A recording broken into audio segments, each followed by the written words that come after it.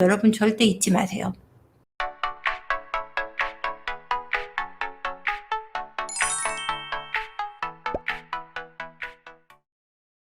옛날처럼 시키는 대로 안 해서 언했고 잡은 고기에 밥 안 준다 그런다더니 막 이런 얘기를 막 하게 되고 밖에 나가서 남편에 대한 험담을 하게 되고 관계에 대한 어떤 문제점을 토로하기 시작하면 그 문제가 걷잡을 수 없이 커지게 돼 있어요. 왜냐면은 나쁜 걸 얘기할수록 나쁜 걸 끌어당기게 되고요. 좋은 걸 생각할수록 좋은 걸 끌어당기게 되는데 이게 어떻게 드러나냐면 부부관계에서는 내가 밖에 나가서 남편에 대한 험담을 해요. 뭐가 나쁘다고 얘기를 해요. 근데 다른 사람들이거나 아니면 뭐 지인들이나 친구들이 야, 네 남편 그건 너무했다. 우리 남편은 안 그래. 우리 남편은 그런 부분은 안 그러는데 이런 부분은 나쁜데 선물 같은 건 잘해와. 그러면 집에 가서 어떤 생각이 드냐면 그 남편이 뭐가 좋지 않았다라는 말은 생각나지 않아요. 그 남편도 뭐는 좋지 않다 그랬는데 내 남편처럼은 안 한다 그랬고 선물은 잘 사온다 그랬어. 그러면 내 남편한테 가서 무슨 얘기를 하게 되냐면 누구네 집 남편은 몇 호 남편은 선물을 잘 사온대. 당신은 나한테 선물 사준 적 없잖아. 이런 얘기를 주고받게 돼요. 누구네 집 남편은 연봉이 한 달에 한 1,000만 원 벌어온대.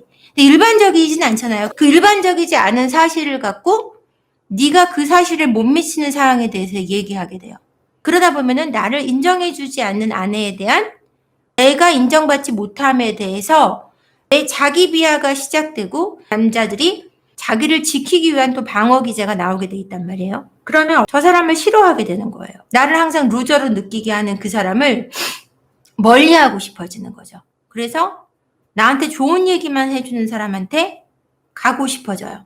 그러다 보면 집 밖으로 돌게 되고 집에 들어오는 것이 행복하지 않고 편안하지 않으면 집에 대한 애정이 아무래도 줄어들게 돼 있어요. 누구나 사람은 행복을 추구하게 돼 있어요. 몸 안의 세포 하나하나까지도 행복을 추구하기 위해 존재한다는데 하물며 그 완성체인 인간이 얼마나 행복을 추구하겠어요, 여러분. 그죠? 행복하자고 우리는 남편과 결혼을 했고 내 행복을 네가 책임지라고 얘기를 해요. 근데 우리는 남편에 대해서 행복한 마음을 책임져야 된다는 생각은 안 해요. 내가 행복하지 못한 거에 대한 불만만 토로하게 되어 있죠. 그런 관계에서는 결코 좋은 마무리가 될 수 있는 인생이 되지 않는다는 거죠.